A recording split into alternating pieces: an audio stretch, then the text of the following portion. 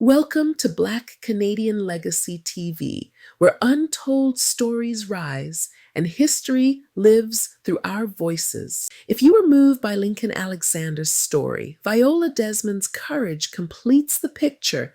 This week, we continue Black Canadian Legacy documentary with a woman who refused to move and forced a nation to face itself. Arrested over a 1-cent tax, thrown in jail for choosing a seat, punished because she was Black. But courage is not quiet, and history listens longer than courts do. This is the story of Viola Desmond, entrepreneur, beauty pioneer, civil rights trailblazer, and the woman who stand in a theater that changed Canada. Viola Desmond, she refused to move, and Canada moved forward, a Black Canadian Legacy documentary. November 8th, 1946. New Glasgow, Nova Scotia. A well-dressed Black woman walks into the Roseland Theatre on a quiet Tuesday evening. She's a successful businesswoman. She owns a beauty salon. She's traveled from Halifax.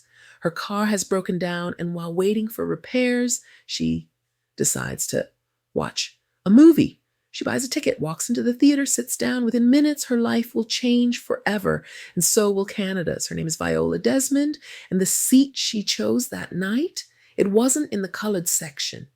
This is the story of the woman who refused to move, the woman who went to jail for 1 cent, the woman whose face now appears on every $10 bill in your wallet. This is her story. Viola Irene Davis was born in Halifax, Nova Scotia on July 6, 1914. She was one of 10 children in a family that valued education, entrepreneurship, and dignity above all else. Her father, James Albert Davis, was a stevedore, a dock worker who loaded and unloaded ships, hard work, physical labor. But James Davis had bigger dreams for his children. He wanted them to own businesses, to build wealth, to create opportunities that racism tried to deny them. Viola absorbed these lessons early. She was ambitious, she was talented, and she had a gift for beauty and style that would become her pathway to success. But here's what Viola faced in 1930s Canada. Black women were systematically excluded from professional beauty training programs. White beauty schools wouldn't accept them. The few that did offered inferior training focused only on Negro hair, as if Black women were a separate category requiring lesser skills. Viola refused to accept this. She traveled to Montreal, then to New York, then to Atlantic City, New Jersey, where she trained at the legendary Field Beauty Culture School, one of the few institutions that would teach Black women the full range of professional cosmetology.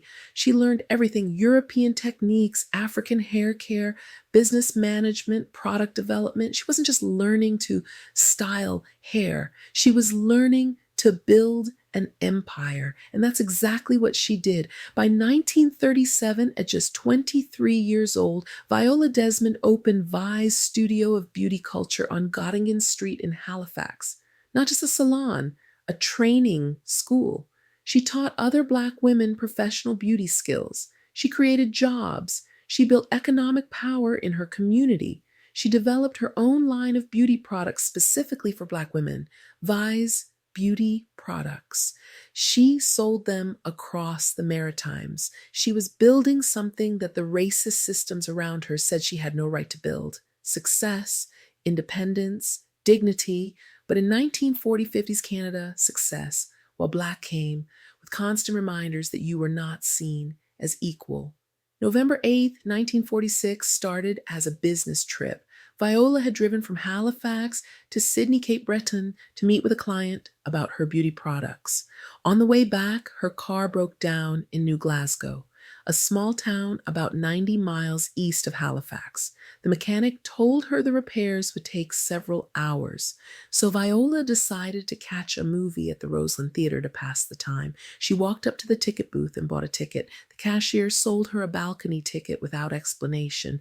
Viola assumed this was the standard ticket. She entered the theater, but when she tried to find a seat, she noticed the main floor looked more comfortable. Better view, better seats. So she went back to the cashier to exchange her balcony ticket for a main floor ticket. The cashier refused. The main floor is more expensive, the cashier said. Viola offered to pay the difference. The cashier still refused. Confused but undeterred, Viola walked into the theater and sat on the main floor anyway. She had paid for a ticket. She was a paying customer. She had every right to watch a movie. That's when the manager, Henry McNeil, approached her. "You'll have to move to the balcony," he said. "Why?" Viola asked. "I've paid for my ticket." "That section is for whites only," McNeil said. "Coloreds sit in the balcony." Let's pause here for a moment. Nova Scotia in 1946 did not have official segregation laws the way the American South did. There were no signs saying whites only or colored section. But unofficial segregation was everywhere, in restaurants, hotels, schools, and yes, movie theaters. The Roseland Theatre's policy was simple. Black patrons could only sit in the balcony. The main floor was reserved for white patrons. If you were Black and wanted better seats, too bad. Viola Desmond, successful businesswoman, taxpayer, Canadian citizen, was being told she was not good enough to sit in the same section as white people. She refused to move. "I've paid for my ticket," she said calmly. "I have every right to sit here." McNeil called the police. Officer Elmo Langill arrived. He demanded Viola leave. She refused. So he physically dragged her from her seat, injuring her hip and knee in the process, and threw her into a police car. She spent the night in jail. The next morning, she appeared before Magistrate Roderick Mackay. But here's where the story gets truly insidious. They didn't charge her with violating segregation. Technically, Nova Scotia had no segregation laws to violate. Instead, they charged her with tax evasion. 1 cent if the difference between the balcony ticket price and the main floor ticket price was 1 cent in provincial amusement tax. Since Viola had sat on the main floor without paying for a main floor ticket, she had defrauded the government of 1 cent in tax revenue. 1 cent. Magistrate McKay found her guilty and fined her $20 plus $6 in court costs, about $400 in today's money. Viola paid the fine, but she did not accept the verdict. Viola Desmond returned to Halifax, angry, bruised, and determined. She contacted the Nova Scotia Association for the Advancement of Colored People, an organization fighting racial discrimination across the province. They agreed to help her challenge the conviction. But here's what Viola was up against. The legal system in 1940. Nova Scotia was not designed to protect Black people. It was designed to maintain white supremacy quietly without the overt Jim Crow laws of the American South. Viola's lawyers argued that the tax evasion charge was a legal sham designed to punish her for challenging racial segregation. They argued that she had been denied equal treatment under the law. But in 1947, the Nova Scotia Supreme Court upheld her conviction. The judges acknowledged that Viola had been treated unfairly. They even admitted the real issue was racial discrimination, but they ruled that since the Roseland Theatre had the legal right to refuse service to anyone, and since Viola technically hadn't paid the correct tax, the conviction would stand. In other words, we know this was about racism, but we're going to let it happen anyway. Viola was devastated, not by the money. $26 was painful, but manageable. She was devastated because Canada's legal system had looked at clear racial injustice and shrugged. But here's what the courts didn't understand. Viola Desmond had already won. Her case became front-page news across Canada. Black newspapers in Halifax, Montreal, and Toronto covered it extensively. White newspapers couldn't ignore it. Suddenly, Canadians who had pretended racial discrimination didn't exist in Canada were forced to confront the truth. Viola's courage inspired other Black Canadians to challenge segregation. Within a few years, racial restrictions in Nova Scotia began to crumble, slowly, painfully, but undeniably. The woman who refused to move had moved an entire nation, but Viola paid a price for her courage. The publicity from the case damaged her business. Some white clients stopped coming to her salon. The The stress of the legal battle took a toll on her health and her marriage. In 1950, she and her husband divorced.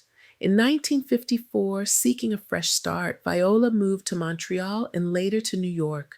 She tried to rebuild her beauty business, but the spark was gone. The fight had taken too much. On February 7th, 1965, Viola Desmond died in New York City. She was only 50 years old, and for decades, Canada forgot her while Americans celebrated Rosa Parks, who refused to give up her seat on a Montgomery bus in 1955, 9 years after Viola's stand. Canadians remained largely ignorant of their own civil rights hero, but movements for justice have long memories. In the 1990s and 2000s, Black Nova Scotian activists began telling Viola's story again. They pushed for recognition. They demanded acknowledgement. In 2010, Nova Scotia Lieutenant Governor Mayan Francis granted Viola Desmond a free pardon, the first such pardon ever issued in Canada. It was a formal admission. Viola had been wronged. The conviction had been unjust, but activists said a pardon wasn't enough. Viola hadn't committed a crime. She had committed an act of courage. She deserved more than forgiveness. She deserved honor. In 2018, the Bank of Canada agreed. Viola Desmond became the first Canadian woman and the first Black person to appear alone on Canadian currency. Her image now graces the $10 bill, replacing Sir John A. Macdonald, Canada's first Prime Minister. Every time you open your wallet, you see her face, the woman they threw in jail, the woman they fined for 1 cent, the woman who refused to move. She's now honored by the very country that once criminalized her dignity. Viola Desmond didn't live to see herself on the $10 bill. She didn't live to receive her pardon. She died believing her fight had been in vain, but she was wrong. Her refusal to move started a movement. Her courage inspired generations. Her story reminds us that justice delayed is not justice denied. It's justice demanding we keep fighting. Viola Desmond refused to move, and Canada moved forward. But she did not stand alone. Long before her arrest, before courtrooms and headlines, there were quiet networks of courage, men and women who risked everything so others could sit, stand, and live freely.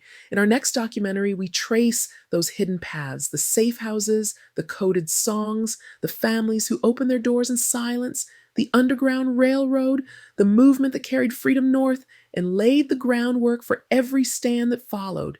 This is Black Canadian Legacy. Subscribe, the journey continues. Documentary storytelling meets heritage education. Black history told with pride, power, and purpose. As we journey through the past to understand the power of the present, subscribe and join the movement to keep these legacies alive, because our history is Canada's history.